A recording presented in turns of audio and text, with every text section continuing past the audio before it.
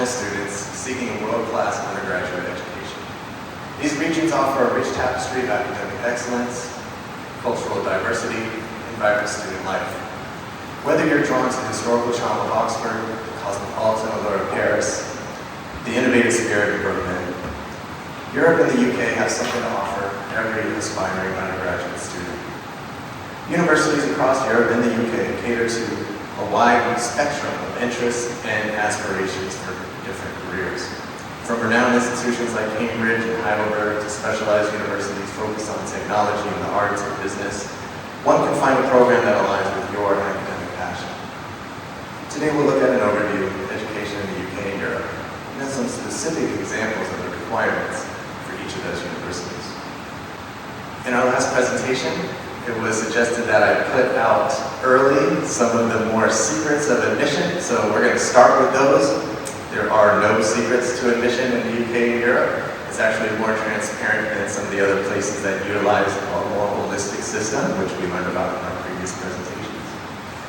The results are more about the final outcomes of whatever one's specific education system is. Test results more than the high school career. It's typical of UK and Europe admissions, both. We have an AP here at Verso, so they'll be looking at our high school diploma and the AP test that one is applying with as their qualifications. It's a word you might find in Europe and UK admissions.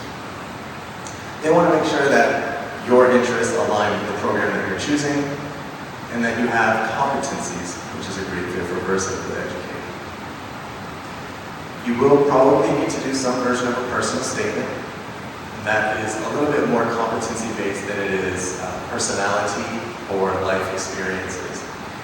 If you're going to the UK, they suggest a 75%, 25% ratio. You might want to put even an 80-20. What are the skills that you're bringing? What have you learned in your high school career? What have you done outside of just the school system to show you're competent for the system that you're going into? The program that you're going into.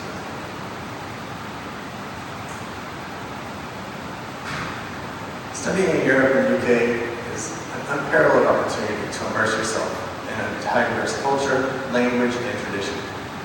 Exploring the ancient ruins in Rome, wandering the art galleries in London, savoring the culinary delights in Spain, each destination offers unique cultural experiences that could broaden your child's horizons if they take advantage of that opportunity. International students are integral to the vibrant student communities across Europe, joining student clubs, participating in sport teams, engaging in volunteer work to connect with fellow students from diverse backgrounds. It helps the understanding of the world, becoming one of those global citizens that Verso wants to put out into the world. Courses in the study programs within Europe and UK tend to be lecture-based, tutorial-based, given essay assignments, some exams. Some also involve a period of time working in the industry, sandwich years, as you might see when you get to the UK, or industry-related projects as part of your college application, part of your system.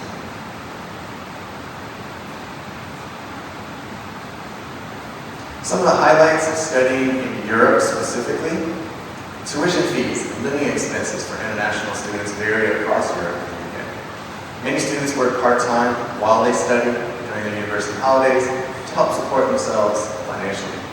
Many students work part-time while they're studying during university in order to help navigate financial situations that you might have. As you can see on the screen, it's much cheaper than the USA on average, and even some parts of the UK are more expensive than continental Europe. Having completed your studies, you're allowed to stay in an EU country where you were a student within the next 9 months. Some countries have a separate rule that allows you to stay even longer. You need to, however, apply for a post-study residence permit for that. And that can be extended eventually into something called the EU Blue Card, which is a permanent residence, if you find sponsorship from your work. Many students work, and there's generally no hour restriction as there is in America, 20 hours a week, and maybe some other countries. So that's a benefit if you're interested in getting some work experience while you're studying and then after. So here's a general overview of some of those highlights. You'll see education is valued around the world. People can go to Europe, say where you go, they'll recognize that degree. Universities have study abroad from each other's schools and elsewhere in the world, and the European qualification framework allows credits to be transferred from one place to another with equality. Most of the programs are 3 or 4 years, and students can travel while they're on a student visa within the Schengen region. So that's a great opportunity to see the European continent while you're studying for undergraduate. So we're going to focus on 2 specific examples, the Netherlands and Germany. Universities in Holland offer a diverse range of programs, research strengths, student experience. Universities like Leiden and Utrecht emphasize academic excellence and innovation, while universities of applied sciences focus on practical skills and industry connections. Specialized institutions like Tilburg focus on specific fields like social sciences or economics.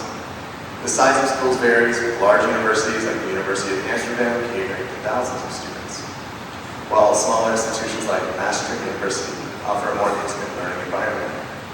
Each has its own unique character and strengths, allowing students to find the best fit for themselves and career aspirations. The country has an easy-to-navigate website, StudyLink, that outlines all the English taught programs available.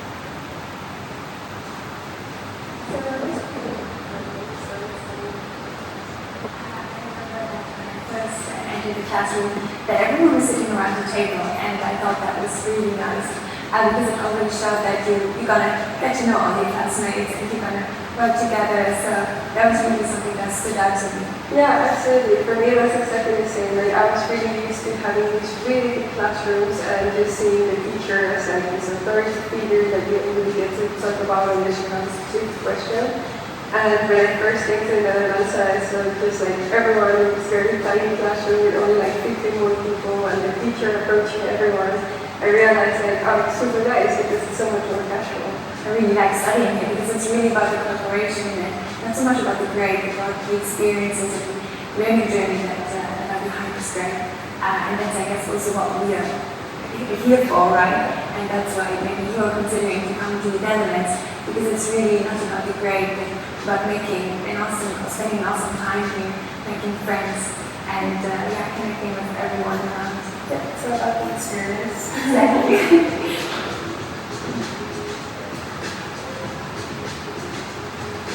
Little wrap up of what it's like to be a student. Applying to Dutch universities as an AP student, students can use their AP qualifications as I mentioned. They'll need to submit their AP scores, their transcripts, and other required documents. AP scores are generally considered equivalent to the Dutch secondary school exams. Here are some specific steps that AP students can take. The first is to create a StudyLink account. That's that website that's kind of a centralized application system for them. Submitting your scores, uploading a transcript or any other required documents, proof of English proficiency, and the application fee. If you're an AP student, like our students are, prepare early. It helps to know which country you might apply for so that you can specialize your later years in high school to make sure you meet those requirements. And that's true anywhere. Get your transcripts and AP scores sent directly to StudyLink. Prepare for a language test if you haven't taken it yet. So just a quick explanation, I chose psychology as a general major here. It's relatively easy to read. They want 3 AP exams of grades 4 or 5. It's on a 1 through 5 scale, so they want the 2 highest possible grades, or 4, and you can get a 3 or 4 or a 5. They have a minimum GPA, which is about between our competent and emerging expert, and of course, finish your high school years and get that diploma. Okay, let's switch over to Germany now. Excuse me? Yeah. Hi, I'm enrolling today. Can you let me know how much I owe you? Nothing, it's free. Mind blown? Me too.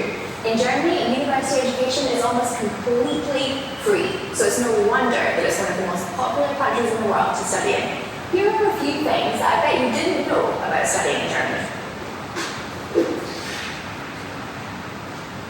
The most important thing you need to know about studying in Germany is that there are no education fees at public unis, even for international students. There are some small semester fees of around 200 to 400 euros, but these go towards things like the public transport and the student unions. Germany is home to over 400 colleges and universities. Universities emphasize the academic, while colleges or polytechnics focus on practical skills. But the degrees have equal standing.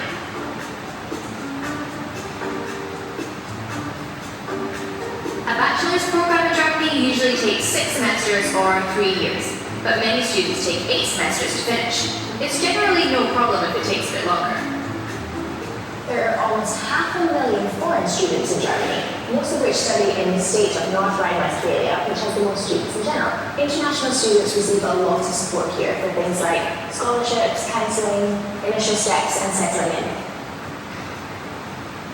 Germans also like to study abroad. The number of students doing Erasmus is on the rise. That's an EU program that enables students to study abroad for a year or a semester. There's even financial incentive as you get paid to do it. I also did an Erasmus, right here in Berlin. Studying itself might be free, but the average cost of living is around €1,000 a month, depending on where you live. This covers things like rent, groceries, textbooks, and socializing, so most students have a part-time job to help cover these costs. What's it like in your country? For housing, maybe, then you still have to pay for your Wiener Schnitzels and whatever else you want. High quality education in Germany. Strong reputation for academic excellence, and its universities are ranked among the best in the world. Affordable tuition fees, as mentioned in the video. If you're in a public university, there's virtually no fees. There are private institutions in Germany that you will pay some fees, which is typical, about the same average as other European countries, or potentially less depending on the program that you're going into and if there's any other types of fees. The diverse culture, as mentioned in the video, Germany has a huge amount of international students, 500,000, mostly in the Berlin area and other places. Being able to travel from Central Europe, Germany is kind of in the middle there, so you can go either which way and within a few hours be in a different country and a completely different ecosystem as well. The style of teaching in Germany for undergraduate education is characterized by a strong emphasis on lectures, seminars, and independent study. Lectures are typically delivered by professors and designed to provide students with a broad overview of the subject matter. Seminars are smaller, more interactive classes where students can discuss material more detail and ask questions. Independent study is important for German undergraduate experiences, and students are expected to take responsibility for their own learning.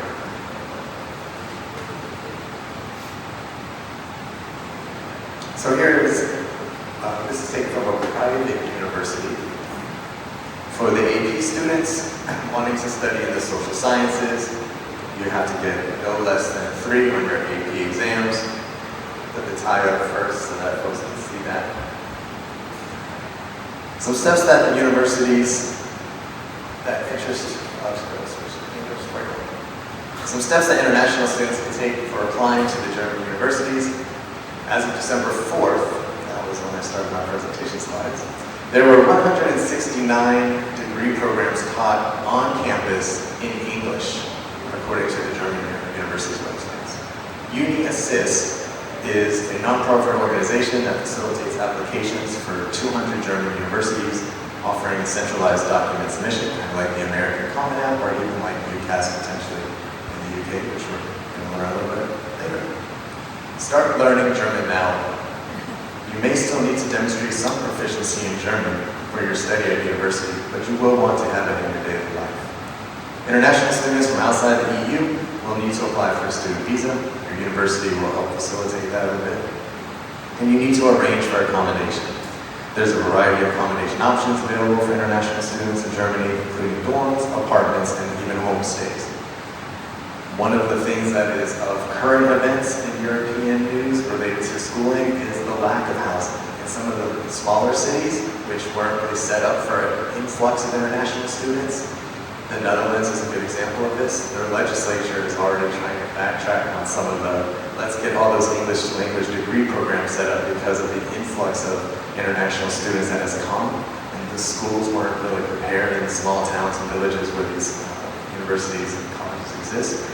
Didn't really have the housing. So you hear some situations where homes are filled with students and they're opening up more like trailer park style accommodations, living in hotels and convention center type places to try and fit students while they work out these accommodation issues. So do try and get ahead of that. You can apply for housing while you're applying for universities to try and make sure you have a secure place. places, offices on campuses to also assist with this at most universities.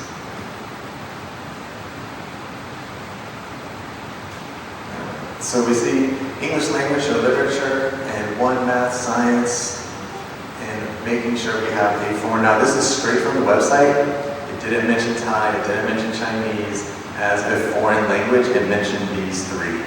So that's something to think about here at Verso. We do have a student self-studying Spanish. We have had a Spanish class here, but we haven't had German, we haven't had French.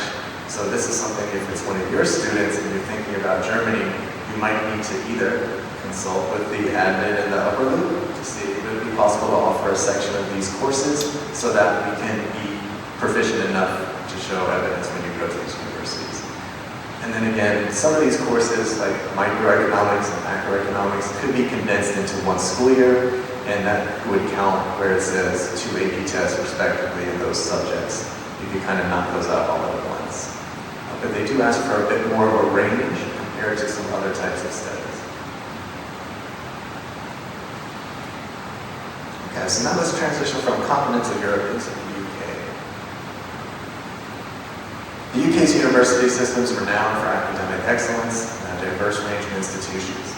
It comprises over 160 universities, offering undergraduate, postgrad, and research programs across a wide spectrum of disciplines. Universities in the UK are autonomous, self-governing, each setting its own admission criteria, curriculum, and teaching methods. The UK's university system is highly competitive, the top universities attracting students from around the globe. Watching a quick students at universities. Teaching and learning is different at the University of Leicester. All of our students get the opportunity to be taught by people at the cutting edge of their fields. Often you'll find a textbook is written by a tutor, and the person who's lecturing you and working with you may have sent a mission to Mercury or is involved in cutting edge medical research or social research. Across the board, we have this research-intensive culture. So lecturers don't just teach in lectures and seminars and things like that. They also do their own research. They actually kind of entwine it within their modules. So what's really nice is that a module that I'm taking this year, pre-reading, is actually a book that they've written themselves. At the same time, we're really friendly, campus-based experience. We're a small campus in the middle of Leicester, so we've got that social interaction, and all of our schools offer really dedicated support for our students, academically and personally. With your personal tutor, you meet on a regular basis, and we actually get assigned tasks. These are kind of career building, such as assessment centres, as well as report writing and actually learning how to scientifically write. We have timetable sessions where students get the support they need to succeed in their studies and also interact with their tutors in a very personal way where we get to share coffee and cake in an informal environment because we do like our education to be in true partnership with our students, where students are informing us on how they would like their education to be, and we're developing education in the lines that the students need for future success in careers that are yet to emerge.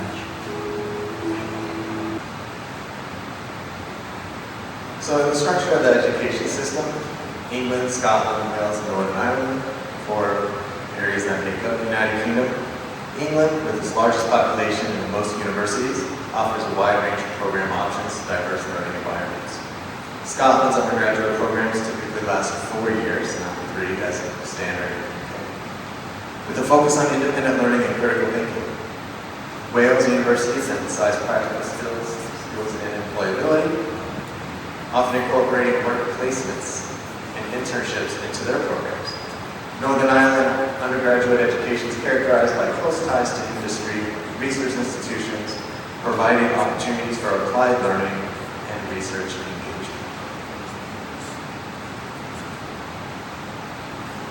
One thing I do want to point out, which is uncommon if you're used to a Canada or America, United States of America education system. If you don't like where you're at, it's very easy to transfer. But in the UK, they don't really do transfer so much. Because it's a 3-year program typically, they want you to start from day one knowing what you want to do so that you finish in that 3-year. You take a year and then you transfer somewhere else, you've missed the third of your education potentially. Some within school programs will allow you, so if you want to go from psychology to sociology, that might be doable based on the foundational courses that you take. but it is a little harder to transfer from one university to another university, even potentially within the same program. Because of their autonomy, they don't always match up exactly the way that other schools might be happy to let you come in and make up credits. So the application process. UCAS is the Universities and College Admissions Service. It is for-profit, but they do a decent job of organizing the entire application system for nearly every UK school, although some UK schools are on other types of applications and even take their own. The application process is as follows. The first thing is researching your courses. Start researching universities and programs that align with your interests, goals. Consider factors like location, the reputation, the class size, and extracurricular opportunities available where you want to study. Register with UCAS. UCAS is an online system. You just create an account. It's relatively straightforward. Choose the programs you want, add them to your application, complete the different application components. The UCAS deadline is typically January 25th, somewhere in that last week of January, but you could apply early and get your results early. If you apply later, it doesn't mean that you can't be admitted, but most programs do have a deadline in late January. Oxford and Cambridge and some medical dentistry type programs have a mid-October deadline. So that's something to think about as you transition into your senior year, if that's where your students are at. And then sometimes even within a week, sometimes within a few months, universities will start sending application decisions out. You will potentially get an unconditional offer, although that's very rare for international students. They typically come with the conditions of finishing out those qualifications that you put into your application. So you won't know for sure if you are in until you get your AP test results and you finally get your high school graduation. It's true for the other university systems around the world as well. Once you do meet your conditions, they will then transition it from conditional to unconditional. And then you will be able to get into your housing and start planning for your Tier 4 visa, which is what the student visa is in the UK.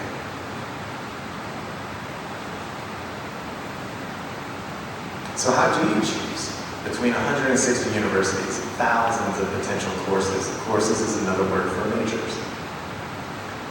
I'll show you a link in just a minute where you can look up potential ranks. Rankings are subjective, of course, but I find that this one is useful for students that are looking for a broad range of topics that they might use to decide what is the best place for them. So we'll go into that in a second. But UCAS has their own course search. It's quite in-depth. You can choose it by location. You can choose it by full-time or part-time. You can choose it based on does it have an internship included, a foundation year if you don't think you might not yet qualify for the regular admission in the first year. It will detail out entry requirements, although AP is not necessarily one of them. On the main page, you can find a little bit deeper into their websites, which are linked. And essentially, again, you save your courses into your application. I think we could all probably name 2 or 3 universities in the UK, but there are 157 others that might be just as good or better than the schools you might know just by name recognition alone. And so the chart here is based on the course that you're interested in. There are very well-regarded programs that are at schools you may have heard of or may not have heard of. So don't think just name brand. Think about the ranking or quality of the program that you're interested in, and then see if that weather aligns with what you like, if the extracurriculars and the environment is something you might find useful. So I'm going to pop out of my slides just briefly, and I'm going to pull up the Guardian rankings just to show you what that looks like. So each year, as long as I've been a college counselor, they've been updating what they call the best UK rankings. You can add at the top a course, and then below are all of the institutions that they decided to rank, and there's a lot. It goes down to 122 on this particular page. And it goes across a 100 scale. And then you can see overall their Guardian scores. So St. Andrews without selecting any major. It happens to be the top one this year, and it even shows you what it was last year. Number one, so shout out St. Andrews. We'll use them as our example later. So my daughter wants to be a nurse, so I'm just going to type in nursing to see what happens when we select nursing. And then it lists there's 531 courses in 94 different universities for nursing, but we want to just see the general rank. So we're going to click that little link. And now I see Edinburgh, Glasgow, Kingston, Sheffield, Liverpool, so a couple Scottish universities right at the top for nursing. Maybe not for international students, you have to read the fine print if they allow that. Because of the NHS, the system there is kind of much cheaper if you are a UK permanent resident or a citizen. If you're not, because of the spots they utilize for their own system, you may have to find a certain school, for instance, Queen's University Belfast, see where they're at on this list. But from the top, you can then choose any particular major to do that same thing. So I find it quite useful for students to kind of broaden their horizons. Let's jump back in.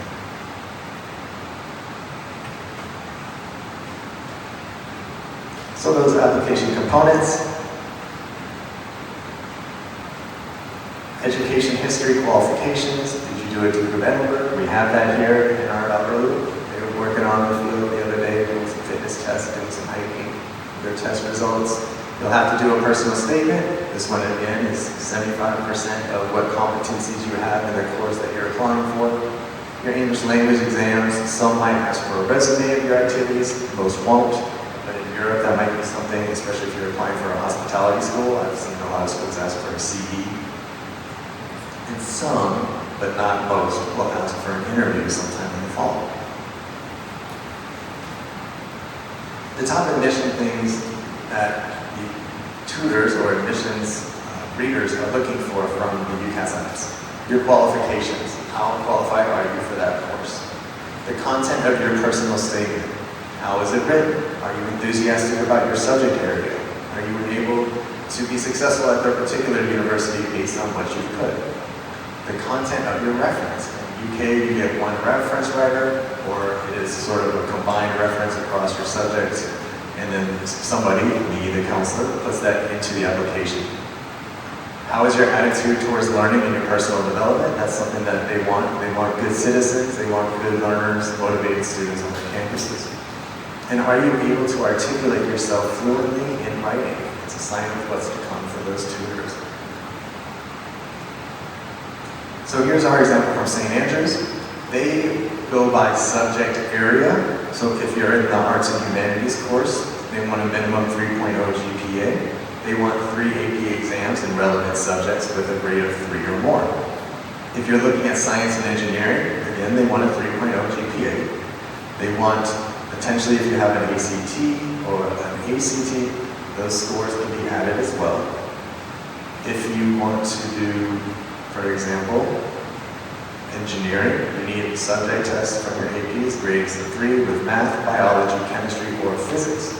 So you need to be able to plan accordingly that you can make sure you're getting in your 11th grade year and your 12th grade year 2 sciences, not for both years, but 11th grade you could take one of those, and in 12th grade you could take another. Try not to save it to the end where you find out, oh, I need 2 sciences, but I haven't taken them yet, and you run out of time, you might have to self-study.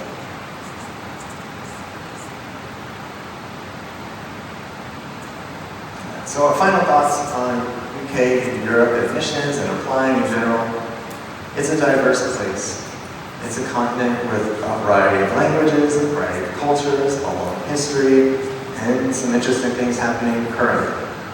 So be careful about where you might want to send your children or yourselves. Be up to date with the current events in the news.